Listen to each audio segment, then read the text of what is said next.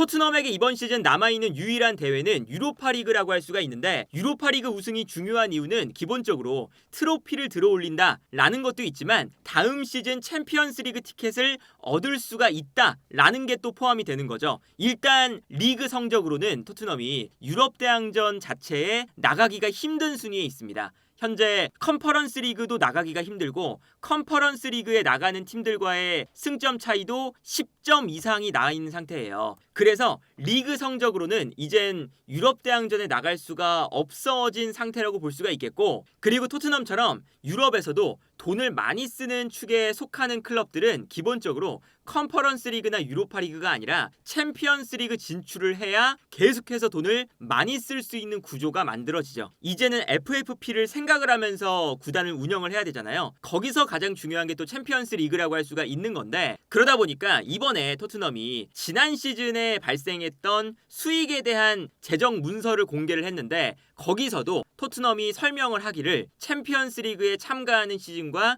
참가하지 않는 시즌, 유럽 대항전에 나가지 않는 시즌과의 수익적인 격차가 존재한다 라고 이야기를 공식적으로 했어요. 그만큼 챔피언스 리그에 나가는 것 자체가 수익적으로 아주 큰 메리트가 있는 거고, 여기에 더해서 최근에 당장 로메로의 이적 사과만 봐도 로메로가 아틀레티코 마드리드에 관심을 받고 있다, 이런 이야기가 나오면서 로메로를 토트넘이 붙잡을 수 있는 방법 중에 하나는 챔피언스 리그에 진출을 한다는 거. 그래야 아틀레티코 마드리드가 로메로에게 제안을 했을 때도 기본적으로 토트넘이 로메로에게 남아달라는 이야기를 할 수가 있다, 이런 기사들이 나오고 있거든요. 그래서 유로파리그가 중요한데, 그런데 유로파리그에 현재 남아있는 팀들 중에서 토트넘이 더 강하다라고 확실하게 말할 수 있는 팀이 몇 팀이 존재하지 않습니다. 당장 이번 라운드에 프랑크푸르트를 만나게 되고, 이제 4강전에 올라가면 라치오를 만날 가능성이 높고요. 그리고 반대편에서 이제 결승전에 올라간다면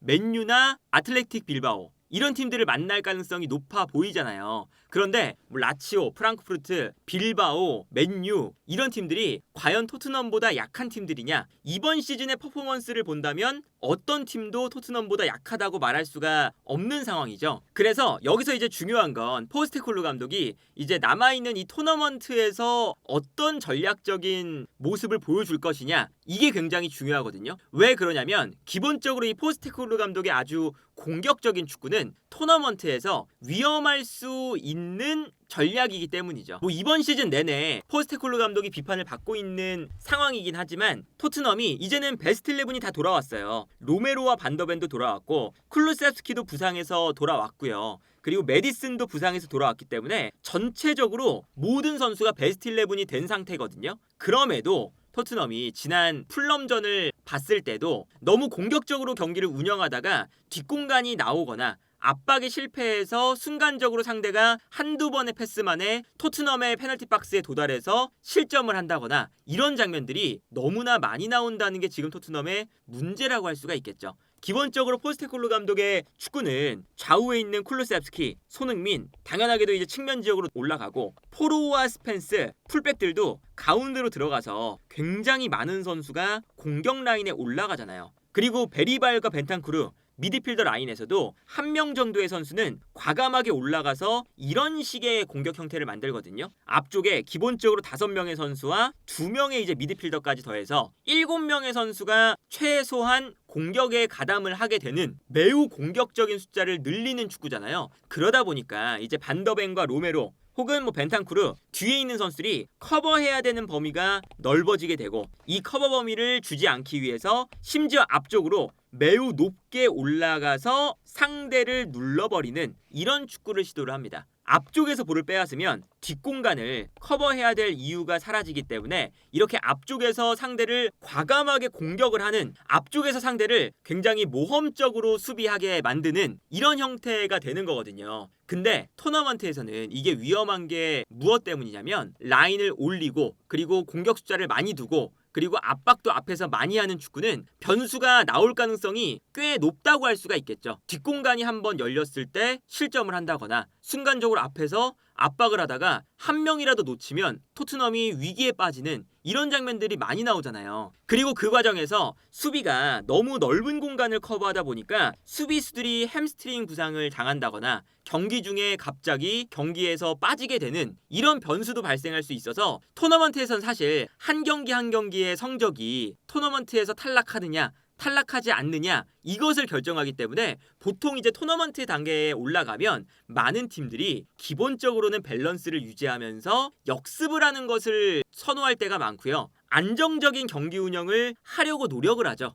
그런데 아까 말씀드렸던 현재 유로파 리그에 남아있는 팀들의 공격수들을 보면 발이 빠른 공격수가 당연하게도 한 명씩은 무조건 존재하는 팀들입니다. 예를 들면 당장 이번 라운드에 만나는 프랑크푸르트를 보면요. 에키티케도 달리기가 그래도 빠른 편이고 와히도 이제 과거에 토트넘이 노렸던 선수잖아요. 그래서 와이가 토트넘에 오게 되면 손흥민과 어떤 궁합을 보여줄지 손흥민과 경쟁을 할 수도 있다. 뭐 이런 이제 이야기가 나올 정도로 이 선수가 기본적인 스피드가 빠른 선수예요. 근데 이 선수를 겨울 이적 시장에 영입한 이유도 빠른 마르무시가 떠났기 때문에 Y를 영입한 거거든요. 그런데 여기에 더해서 요즘에는 이 마르무시가 나간 자리에 바호야라는 선수가 등장을 했습니다. 이 선수가 이제 아주 어린 선수예요. 2005년생의 선수고 이번 시즌에 리그에서 선발로 나온 경기가 5경기밖에 되지 않습니다. 그런데 이제 마르무시가 떠난 다음에 여러 가지 실험을 하다가 이 선수가 마르무시와 굉장히 비슷한 특성을 가지고 있다는 것을 프랑크푸르트가 이제 알게 됐어요. 굉장히 발이 빠르고 그리고 마르무시가 프랑크푸르트에서 잘했던 건 프랑크푸르트가 선수비 후역습 전략 속공에 굉장히 빠른 선수들이 많았거든요. 에키티케, 마르무시 이런 선수들이 막 뛰어나가면서 뒷공간을 무너뜨리는. 그래서 실제로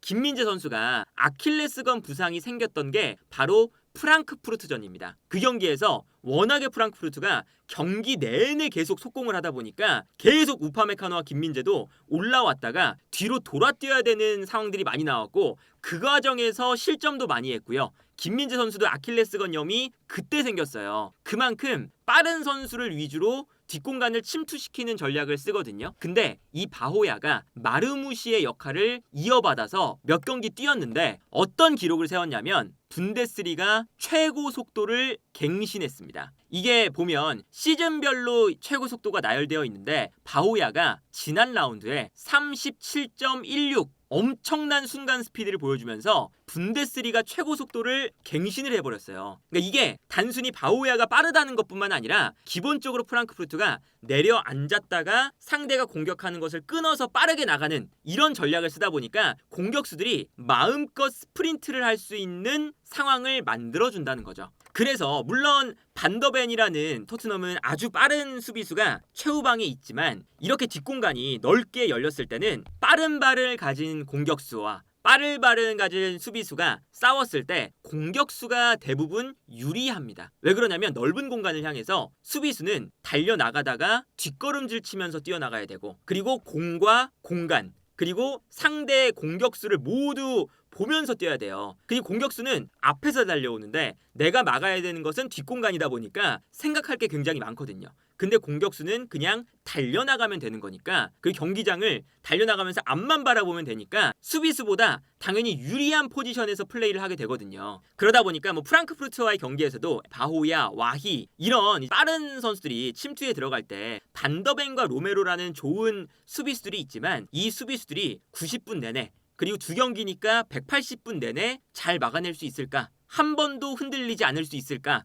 그리고 수비수들에게 부담이 가지 않을까? 이런 걸 좀 생각을 해야 되고 반대편에 있는 사실 아틀레틱 빌바오를 생각을 해보면 빌바오에 니코 윌리엄스라는 또 아주 빠른 발을 가진 드리블러가 또 있잖아요. 여기에 더해서 라치오 같은 경우에도 라치오의 디아라던가 카스테야노스라던가 아니면 노슬린이라던가 이런 선수들이 굉장히 빠른 발을 가지고 뛰어들어갈 수 있는 선수들이고 맨유 같은 경우에도 맨유가 이제 테나 감독이 있을 때나 아모린 감독의 초반이라던가 이런 시기에는 좀 흔들리는 모습이 있었는데 이제 아모린 감독이 결과적으로는 토트넘 같은 유형의 팀들에게 다소 좀 강한 면모를 최근에는 보여주고 있어요. 달려 들어오면서 압박을 하면 살짝 내려앉는 척을 하다가 끌려 나올 때 뛰어 들어가는. 그래서 요즘에 가르나초가 그래도 오른쪽에 배치가 되면서 빠른 발을 가지니까 측면으로 달려나가면서 역습을 잘하거든요. 그래서 가르나초라던가 호일룬도 빠른 편에 속하니까 빠른 공격수들이 있고 패스를 찔러줄 수 있는 브루노 파른데스라던가 에릭센도 있고요.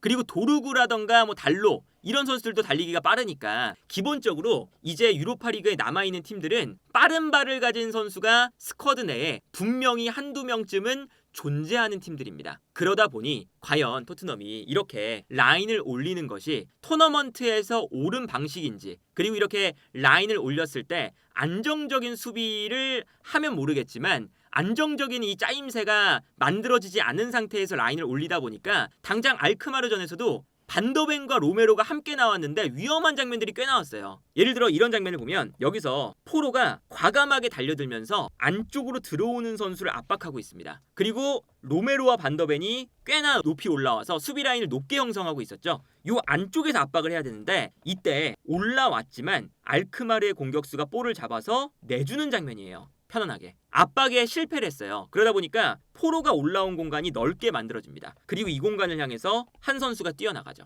그래서 이 넓은 공간으로 알크마르가 편안하게 패스를 보내주거든요. 그리고 여기서 뛰어나가는 공격수가 있었어요. 그리고 이때 로메로가 이 넓은 공간을 향해서 뛰어나가면서 이 공간을 커버해주기 시작합니다. 그리고 로메로도 이 공간이 너무 넓다 보니까 달려나가다가 최후의 방법으로 슬라이딩 태클을 해서 가까스로 이 볼을 끊어내요. 이런 이제 장면들이 한 번이 아니라 두세 번 나왔는데 반더벤과 로메로가 잘 막아주긴 했지만 유로파리그에 이제 남아있는 팀들은 알크마르보다는 무조건 강한 팀들이 남아있고 공격수들도 알크마르 선수들보다 더 빠르고 더 파괴력 있는 선수들이 많다 보니까 토트넘이 현재 유로파리그에서의 우승이 매우 지금 이 시즌의 성공과 실패를 결정할 수 있는 이런 경기들이 이제 매경기 펼쳐지게 되는데, 이렇게 달려드는 형태의 그런 축구가 과연 이 토너먼트에서 잘 먹혀 들어갈지, 그리고 이 포스테콜루 감독이 이 운명을 건 이 한 경기 한 경기에서 너무 리스크 있는 경기를 하다 보면 이번 시즌 유로파리그 우승도 쉬워 보이지 않는 상황이기 때문에 포스테콜루 감독이 본인의 축구 철학을 얼마나 굽힐 수 있느냐에 따라서 이번 시즌 유로파리그의 우승 성공과 실패, 그리고 손흥민 선수가 트로피를 들어올 수 있느냐 없느냐도 결정이 되지 않을까 싶습니다. 다만 토트넘이 그렇다고 해서 지금 유로파리그에 남아있는 팀들과 이 스쿼드 선수 한 명 한 명을 좀 비교해보면 밀리지는 또 않아요. 다른 팀들에 비해서 팀적으로 좀 떨어진다 뿐이지 선수 한 명 한 명의 퀄리티는 오히려 유로파리그가 애초에 시작하기 전에 가장 우승 가능성이 높았던 팀으로 토트넘을 꼽았거든요. 그 정도로 이 스쿼드 선수 한 명 한 명의 능력치는 기본적으로 다른 팀들에 비해서 우위에 있는 상황이기 때문에 사실 당장 프랑크푸르트와 만나도 선수 한 명 한 명의 퀄리티는 토트넘이 더 좋거든요. 그런 걸 생각을 했을 때는 잘만 이 전술적으로 다듬으면, 그리고 토너먼트에서 포스테콜루 감독이 전략만 잘 짜오면 선수 개개인의 이 퀄리티가 좋기 때문에 우승도 분명히 가능한 시즌이라고 할 수 있지 않을까 싶네요.